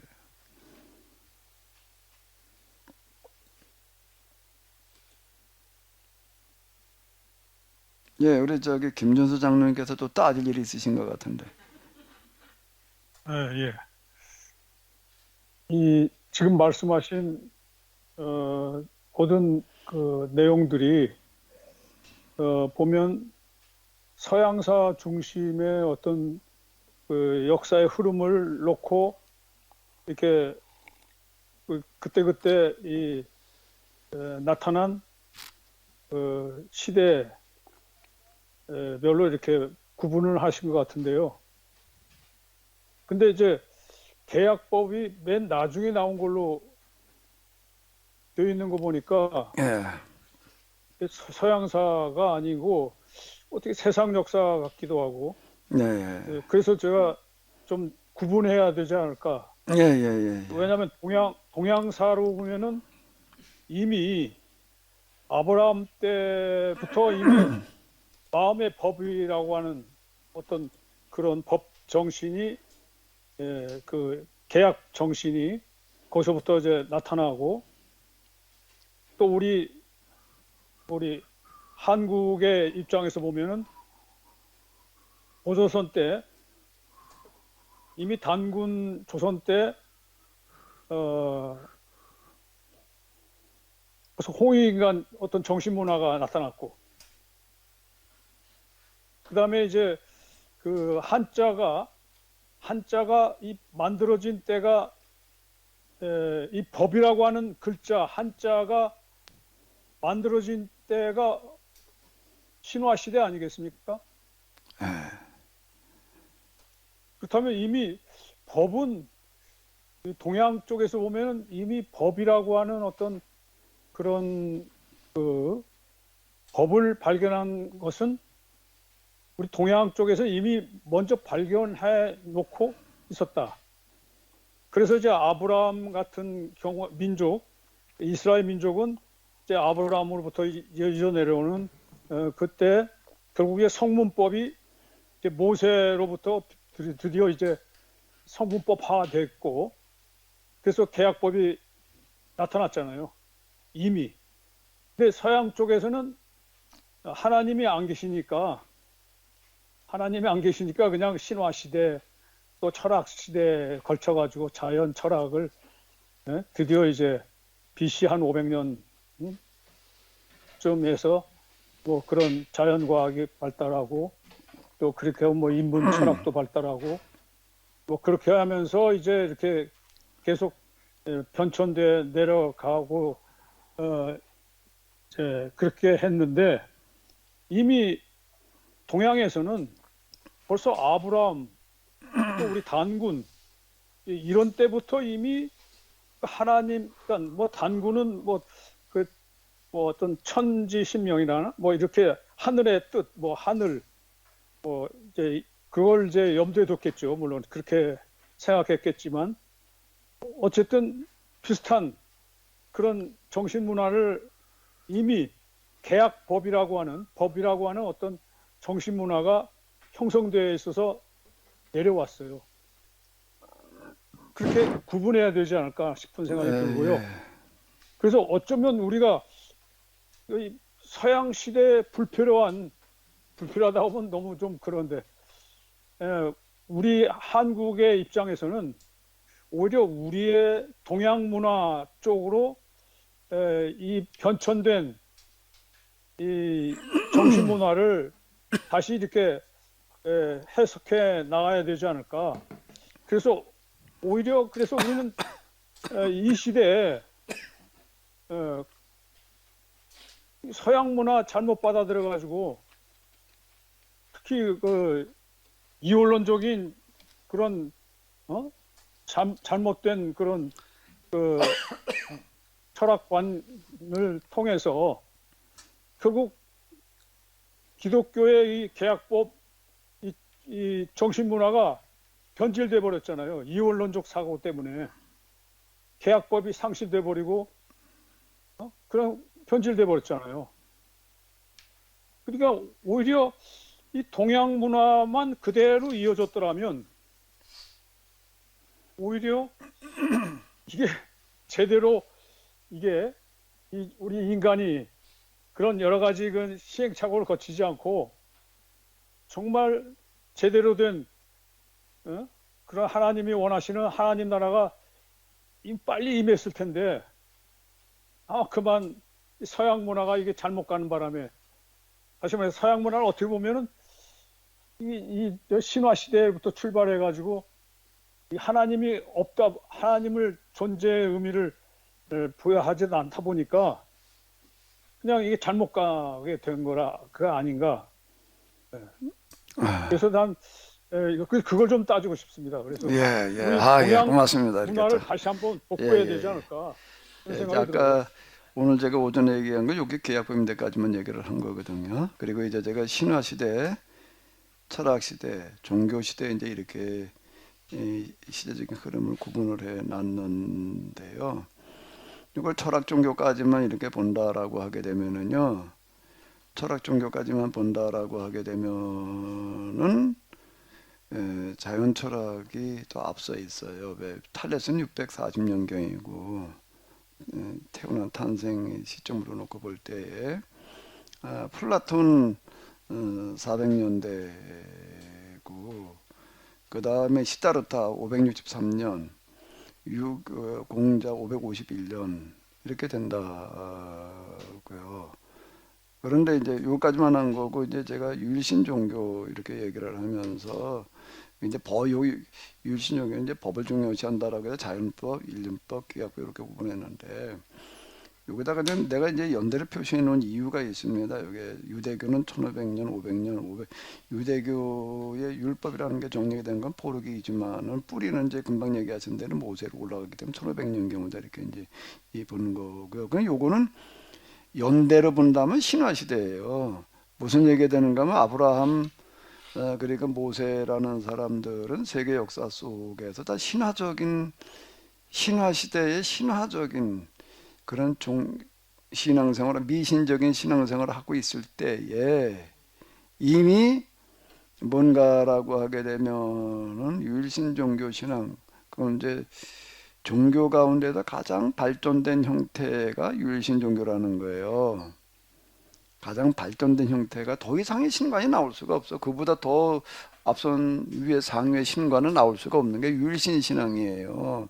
율신 신앙이거든요. 그게 언제 시작되어지는가 하면 1500년경에 아브라함으로 올라가면 2000년경에 그게 시점으로 얘기를 한다면 신화시대에 이미 여기서는 이렇게 이제 얘기됐다라는 걸 말하려고 하는 게 이제 요거고요. 장로님께서 지금 얘기하신 게 이제 공문화가 보여지고 그렇게 이제 우리의 고조서는 물론 이게 신학이라는 데든 그리고 또 문화사나 인류사회에서는 아직 이렇게까지 안 다루고 있지만 이제 최근에 이건 우리가 이제 다시 그 요한 문명이 발견되고 그러면서 이제 주목을 이제 받게 되는 요한 문명이라고 하는 거가 세계 고대들 다시 써야 된다 이렇게 얘기를 하는 게 되는 건데 우리는 자꾸 우리의 역사를 단군에게서 시작을 하려고 그러는데 단군이 아니고 환웅이라는 거예요. 우리의 삼국유사에 나와 있는 얘기가 환웅의 시대가 있고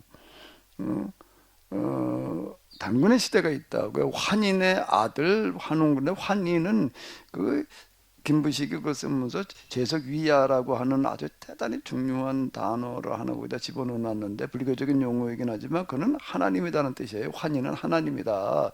그래서 환웅의 아버지로서의 사람이 아니라 이건 하나님을 말하는 거다.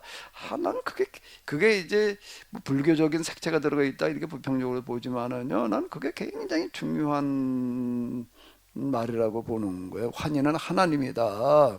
그러니까 환인은 하나님의 아들이에요. 환인의 아들이라는 얘기는 환인을 하나님으로 믿고 있는 사람, 즉 하나님의 아들 의식, 천손 의식이라는 게 여기서 나오는 거라고.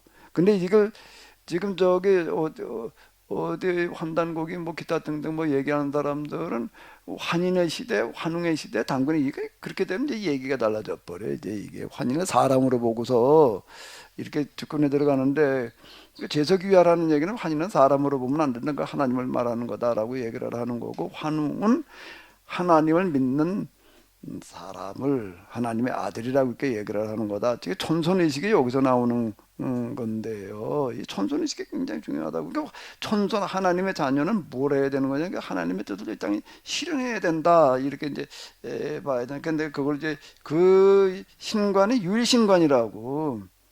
율신과 자신을 믿는 게 아닌 거고 신전이 없고요. 우리 그쪽에 그 유물 가운데 보게 되면 통동검은 나오고 빗살밀초가 나와도 뭐가 없는가 하면 신전이나 신상이 없는 거예요. 신전 터나 신상이 안 나오는 게 그게 이제 두드러진 특징이다라고 하는 게 율신 종교다라고 이렇게 얘기를 하는 거예요. 이건 이제 여기다 이거 또 이제 이렇게 넣어놓은 어떤 이건 그런 건데요. 상님께 말씀하신 대로 그 뿌리는 아브라함 그리고 모세로 거슬러 올라가는 거예요. 이건 내가 등장한 순서로 얘기를 하려고 그러는 게 아니라 등장한 순서로 말하려고 그러는 게 아니라 많은 뭐 등장한 순서하고 이제 맞는데 어디까지는 맞는가라고 하게 되면 여기까지는 맞아요. 등장한 순서와 연대적으로. 근데 여기 율신교로 넘어오게 되면 연대적으로 등장한 순서가 아니야. 근데 가장 발전된 그런 형태의 종교인데, 종교 신학인데 그 시점은 신화시대 시점에 이미 벌써 여기는 그렇게 시작되고 있다. 이제 이렇게 볼 수 있다는 거죠. 근데 이걸 앞에다 갖다 놓고 얘기할 수는 없잖아. 종교시대가 있었고 그다음에 신화시대가 있었다 이렇게 얘기할 수는 없어서 이렇게 놓은 거죠. 그러니까 이제 지금 말씀하신 이 순서는요, 순서라기보다도 어쨌든 시대적으로 이렇게 분류했잖아요. 예, 그러나 예. 신화 시대에 있던 그 정신 문화는 계속 같이 이어지잖아요. 철학 시대에도 같이 신화 시대의 어떤 그 정신, 뭐 우상 종교들이 계속 같이 있었잖아요. 지금도 같이 있잖아요. 지금도 정신 문화는 계속 같이 존재하면서 철학이 어떤 철학 시대에 나타나고 그다음에 이제 어떤 그게 계속 나타났지만 현재도 지금 이 모든 이 세 가지 정신 문화가 같이 혼재해 있지 않습니까? 지금도.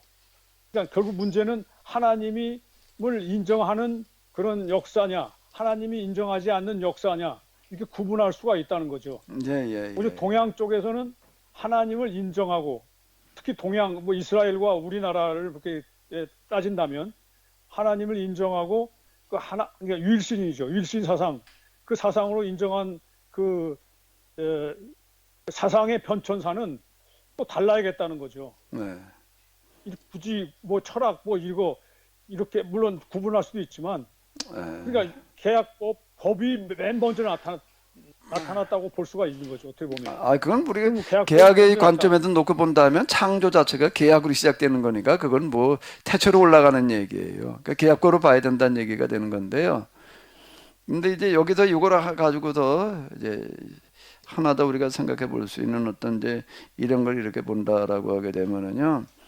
철학의 시대가 그리스죠.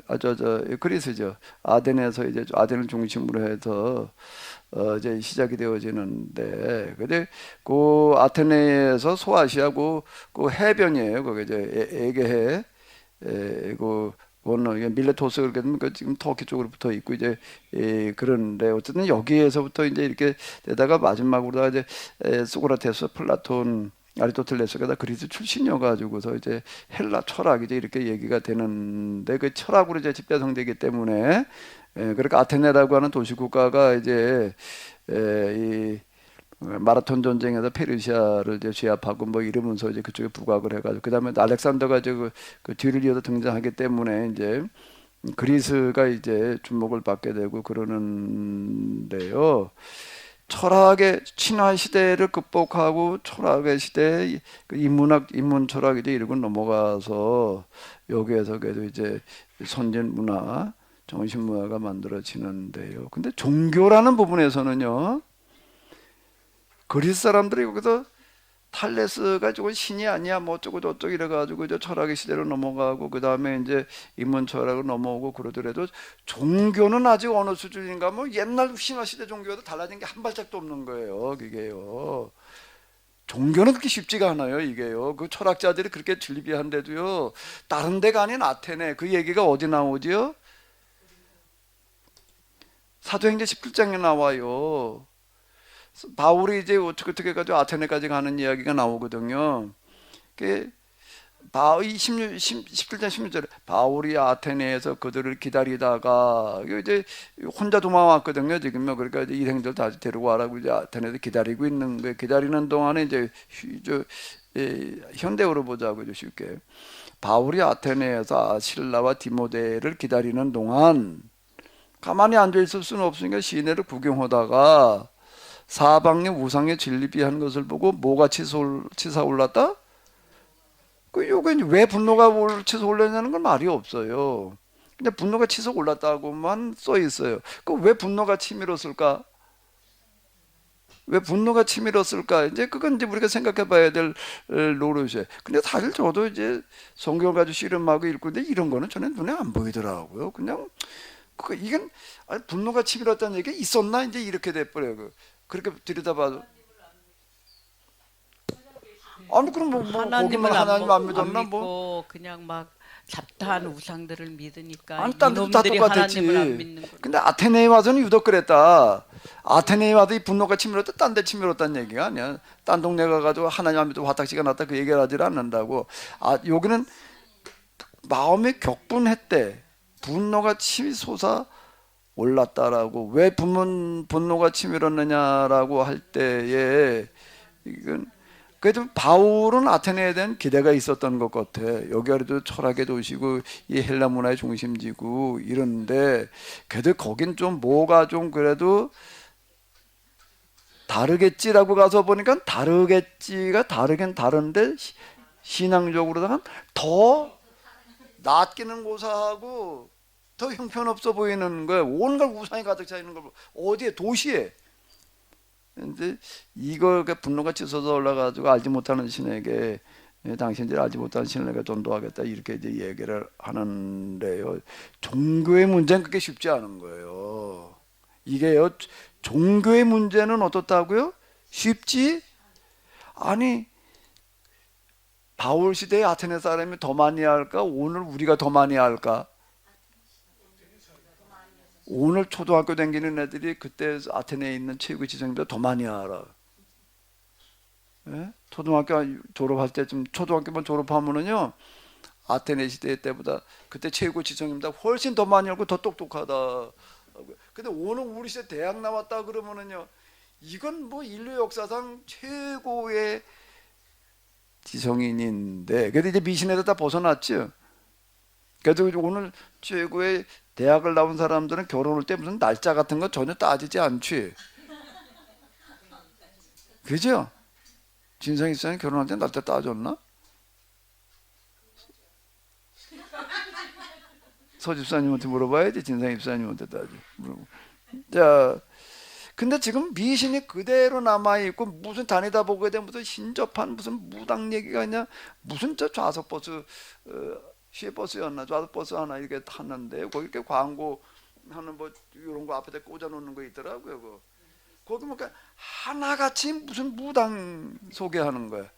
이야 이게 뭐 도대체가 이건 안 없어지는 거야. 이거는요 종교의 문제는 그게 간단한 얘기가 아니에요. 여기 철학이 발달됐다고 종교도 발달한다고 얘기할 수 있는 게 전혀 아닌 게 로마 제국 시대에 이렇게 보게 되면 철학이나 정치 이런 것들이 굉장히 발달했던 시대여서 로마 제국 그러면 인류 역사상 등장한 가장 강대한 나라 강대하다라고 하는 그런 얘기가 뭔가 나라나 크고 군사력이 셌다는 강대하는 것을 말하는 게 아니라 인류 역사상 등장했던 나라 가운데도 600년 평화를 유지한 나라가 없다라고 해가지고 강대한 나라 그래가지고 이제 이거 다시 돌아가야 될 그런 나라가 이시라는 얘기가 옛날 로마로 다시 돌아가자 이렇게 얘기를 한다.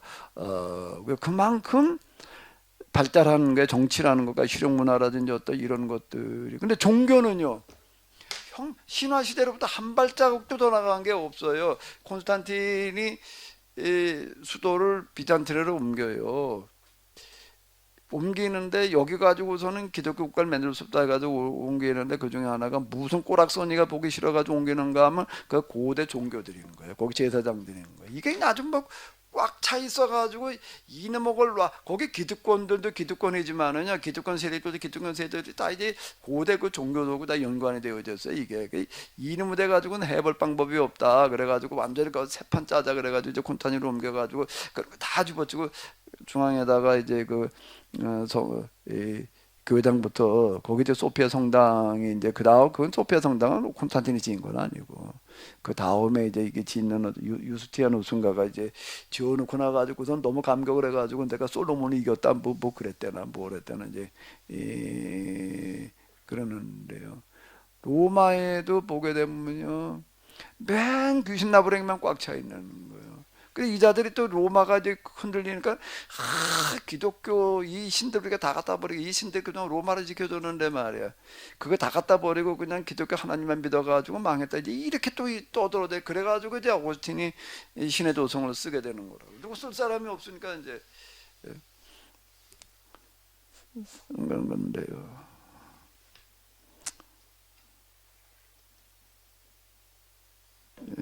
따져보시자고. 소집사님이 따질 게 많은 것 같은데. 아까 끝나야 될 때 주의주의, 주지주의 이거 가지고 자꾸 헷갈린다 그러는데요. 자, 이제 이렇게 보시면 돼요. 주지주의, 주의주의 이렇게 거꾸로 위에서부터 이제 이렇게 주지주의란 말을 누가 먼저 썼느냐, 뭐 어쩌느냐 이렇게 내려가는 방식보다 이렇게 보는 방식이 있고, 내가 지금 보는 거는 두 흐름이 있다라고 얘기를 하는 거는요. 두 흐름이 있다라고 하는 게 역사, 문화사 이런 측면에 이렇게 쭉 뿌리로부터 들어가는 거예요. 주지주의가 뭐 하려고 그러는 건지를 이제 우리가 이해를 하고 이렇게 들어가 보게 되면은 그 서양 사회에서 뿌리는 어딘가 하면 항상 두 양대 산맥이 어디라고요? 플라톤과 아리스토텔레스예요. 그러니까 항상 라파엘로의 아테네 학당이라는 그림에 보게 되면 둘이 등장을 하는데 플라톤은 이렇게 하고 아리스토텔레스는 어떻게 한다고 손을 아래로 하고 그건 뭔가 하게 되면 위로부터의 방법이 있고 아래로부터의 방법이 있다. 그 양대 산맥이야. 그게 이제 가만히 있어봐. 이걸 아주 자꾸 헷갈리니까 뭐 지방에 그러니까 뭐 가도 좋고 안 가도 괜찮고. 자,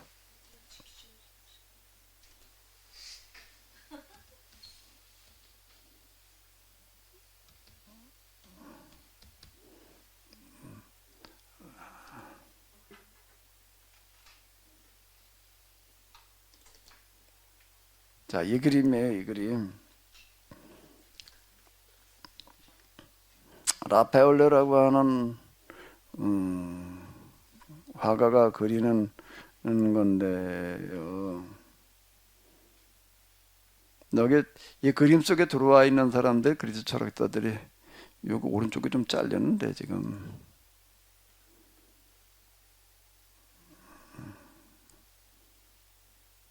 자 이제 요 그림을 이제 이렇게 보시게 되면은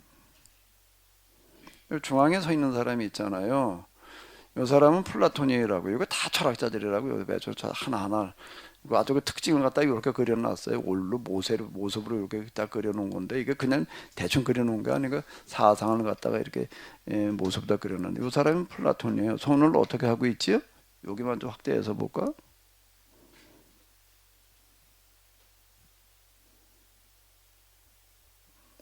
보이시나요? 손을 위로 하고 있고 이 사람은 손을 어떻게 하고 있는 거야? 아래로 향하고 있는 거야. 그러니까 방법이라고 하는 거가 위로부터의 방법이 있고 아래로부터의 방법이 있다. 두 방법이 있다. 그래가지고 이제 위로부터의 방법을 정리해 놓은 사람은 플라톤이고 아래로부터의 방법을 정리해 놓은 사람은 누구고요? 아리스토텔레스고 여기에서 이미 기초는 종결이 됐고 기초가 점점 발달됐다는 얘기가 아니고 그래도 이제 나중에 그런 평가가 나온다고. 그 이후 서양 철학사는 플라톤과 아리스토텔레스에 대한 추석에 불과하다 이런 평가가 나왔다. 그리고 이제 기독교 신학으로 그 다음에 넘어가요. 플라톤에 기초하는 기독교 신학이 어디로 간다고요? 어거스틴이 플라톤 철학을 기초로 해가지고서 기독교 신학을 정리를 해 놔서 쭉 이제 중세기로 넘어가는 거예요. 그러다가 이제 십자군 전쟁 이런 걸 통해 가지고 아랍을 통해 가지고서 뭐가 전달되어지는가라고 하게 되면 이제 헬라 철학이 이제 유입이 돼. 헬라 철학이 해교를 통해 가지고서 유입이 됐다고요, 이게요.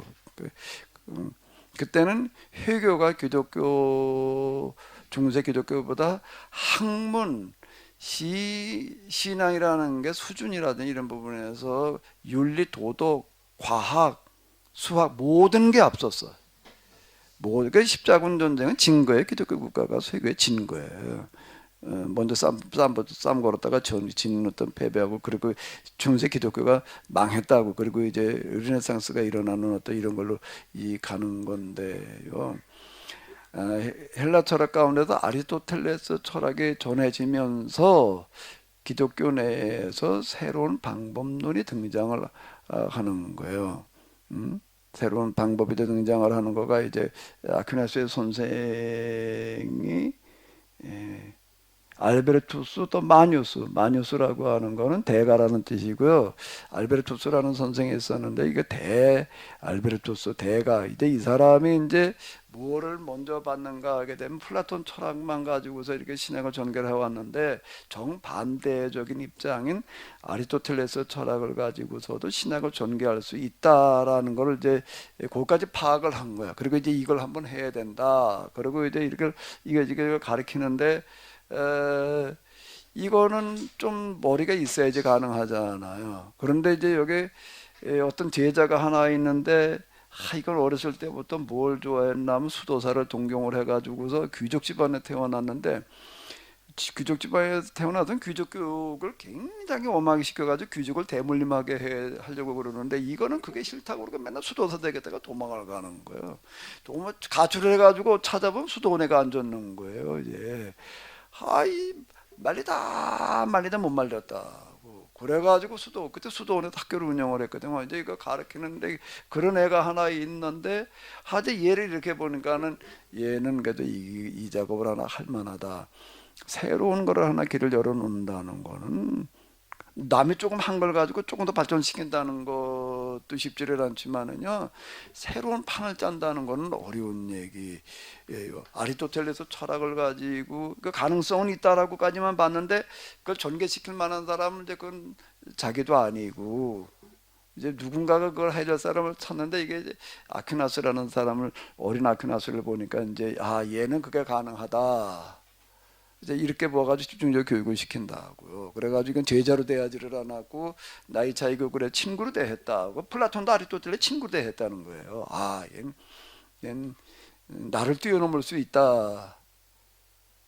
진짜 스승들이 기대하는 건 누굴 기다린다고요? 나를 뛰어넘을 수 있는 사람을. 난 여러분들이 날 좀 뛰어넘고 가기를 바래.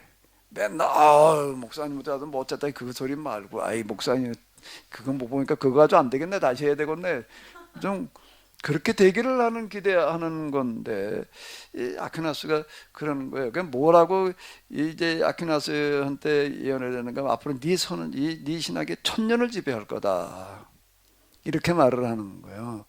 근데 이 아퀴나스가 이제 천재, 기독교 역사에서 배출한 두 천재를 찾아라 그러면 아퀴나스, 어거지 이렇게 얘기를 하는 건데 진짜 그걸 해내는 거예요. 해내는데 이제 신학을 하려면 어떻게 해야 되느냐?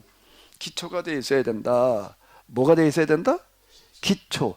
그래서 신학 공부할 사람들도 기초, 아직 신학이 아니야. 신학을 위한 준비 기초적인 책을 써요. 이제 이 신학을 하려면 이거부터 공부하고 그 다음으로 들어가라. 이러고 써요. 그리고 그 책을 쓰다가 죽었어요. 이 사람은요. 그 책을 쓰다가 다 완성도 못 시켜놓고 이제 죽었어. 죽었는데 그 책이 이건 신학을 공부할 사람들을 위해서 이제 기초 공부 가르치기 위해서 써놓은 뭐 책인데 이 사람이 써놓은 책이 얼마나 대단한지 뭐라고 이름이 붙였는가 하면 숨마라고 붙여놨어요. 숨마 데올로지카 신학의 대전. 그 대자는 아무 때나 붙이는 게 아니에요. 이게 신학책 중에서 이거는 최고의 책이야. 이거는 신학책을 쓴 게 아니야. 신학 공부할 사람을 위한 기초, 아직 신학이 한 수준을 그렇게 해놓은 거예요. 그게 이제 왜 그렇게 되는가라고 하게 되면요, 아리스토텔레스의 형이상학이라고 하는 걸 기초로 해가지고서 신학을 전개시켜 놨는데요. 아리스토텔레스의 형이상학이라고 하는 책이 사람이 써놓은 책 가운데에서는 제일 어려운 책인 것 같아요. 이 회교권들이 아리스토텔레스의 이게 형이상을 갖다 있는데 무슨 소리인지를 모르는 거예요. 그 이제 이게 이제 언젠가 읽을 사람이 나오겠지. 그래가지고 이제 마뉴스라는 사람이 이제 가만히 있어봐. 아비첸나하고 아베로우주 이제 이 사람들은 이제 회교권에 배출한 두 명의 천재예요. 그 사람 아비첸나가가 이제 그 형이상을 가지고 이제 이렇게 그 회교 철학을 이렇게 전개를 하고 이러고 하는데요. 아무리 읽어도 모르겠는 거야. 100번 읽으면 되겠지. 100번 읽어도 모르겠는 거야. 이거는요. 이건 영원히 내가 알 방법이 없다. 근데 누군가가 아리스토텔레스 형이상에다 해설서를 써는 것보다 겨우 그거를 이제 넘어섰다 이런 얘기가 나와요. 나도 이 아퀴나스의 그 신학대전 가지고 대학원에서 쓰면서 몇 번 포기하려고 그랬어요. 못하겠더라고. 이게 아리스토텔레스가 형이상을 가지고 어떻게 신학을 전개시켰는가라고 하는 거 한번 들여다보려고 그러는데요. 이게 어렵더라고요. 영어로 다 주로 영어 책들 이렇게 영어 책이 어려운 게 아니라 무슨 소리인지를 종잡을 수가 없어가지고 이게 어려운 거예요. 그러니까 누구 때문에 내가 넘어갔는 겨우 포기하자는 거면 정희재 신부님이 쓴 형해상학이라고 하는 요만한 책이 있어요. 그것 때문에 내가 아주 겨우 그러는데 엄청 어려워요. 자, 이제 여기에서 이제 흐름을 잡는데 위로부터의 방법, 무슨 방법? 아래로부터의 방법, 또 대조적인 방법이 나오는 거예요. 나오는데 주지주의, 주의주의라고 하는 거를 흐름 속에서 얘기를 할 때에는 플라톤과 아리스토텔레스를 놓고서 누구를 주지주의로 보는가 하게 되면 누구를 주지주의로 보는 거예요? 플라톤과 아리스토텔레스 중에 누구일까? 아리스토텔레스가 주지주의의 흐름을 시작 이렇게 모아가지고 흐름을 얘기를 하는 거예요. 그 주의주의로 이렇게 얘기를 하게 되면은 이제 그건 플라톤, 어거스틴, 이제 내가 이제 기독교 사상다 이쪽으로 이렇게 하는 거니까 이 안에 두 흐름이 있는데 그 두 흐름이 이제 이렇게 흘러가게 된다. 근데 현대 철학으로 넘어와서도 또 이제 경험주의 이제 관념론 이렇게 이제 등장한다. 이제 이렇게 얘기를 하는 거지. 제가 얘기하는 주지주의, 주의주의 이제 이렇게 얘기를 하는 게 두 흐름이 있다는 거가 이제 그렇게 이해를 하시면 되겠고요.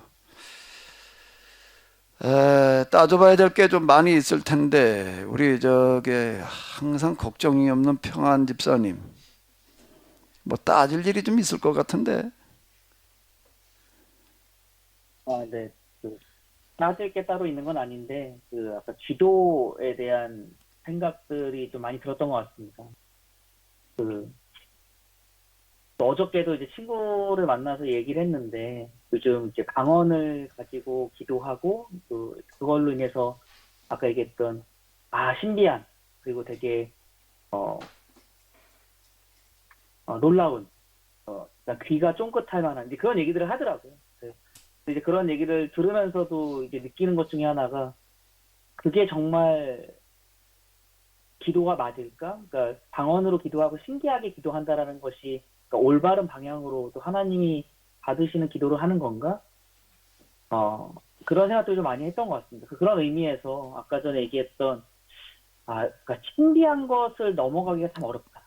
신비한 것을 넘어가지 못하고 계속 그 수준에 머무르게 되는 그 부분이 여전히 기독교 내에서 또 교회에서 당연하게 얘기가 되고 있고 체험하면 아는 거야. 하나님 방언 받으면 돼. 능력 받으면 돼. 성령만 받으면 하나님만 만나면 이라고 하는데 그 뒤가 결국은 신비한 체험을 하게 될 거야로 연결되는 경우들이 너무 많이 있는 것 같아서 그런 부분들이 좀 아쉽다라는 생각을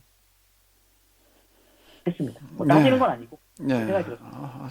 따지는 거지 뭐 기도가 뭐냐 방언이 뭐냐인데 그거는요 우리 집사님 요거하고 이제 오늘 여기까지 이제 일신여고 요게 좀 얘기하다가 말았는데요. 이게 생각보다 시간이 걸리네. 다음 주에 때 요걸 가지고 또 이제 얘기를 할 거거든요. 이제 그리고 이제 그 다음에 뭔가 하게 되면 이제 요걸 가지고 좀 얘기를 하려고 그래. 여기서 이제 기도할 때 마태복음 6장에 주기도문이 들어있고 그런 데 있잖아요. 이걸 가지고 얘기를 하려고 그럴 때에 그 기도 구체적으로 우리가 어떻게 기도를 해야 되느냐, 기도할 때 나타나는 방언을 비롯한 그런 현상이라는 걸 어떻게 봐야 되느냐라는 걸 그때 가서 좀 얘기를 해볼 테니까는요. 근데 내가 얘기하다가 이거 흐름 얘기를 할 때에는 방언 기도 가지고 어쩌고 저쩌고 얘기할 기회가 내가 없을지도 몰라. 잊어버려. 그때 가서 또 다시 한번 얘기를 꺼내봐요. 기도할 때 나타나는 그런 뭐 음성이 뭘까 들렸다 보였다 뭐 방언을 한다 이런 소리들을 어떻게 이해를 해야 되느냐 하는 거 그때 얘기를 할게요. 그때 넘어가세요. 이제 뭐 따져봐야 될 텐데 시간이 없습니다. 오늘 시간은 다 끝났으니까는요. 다음 시간에 또 우리 필요한 것들 같이 한번 따져보시도록 하겠습니다.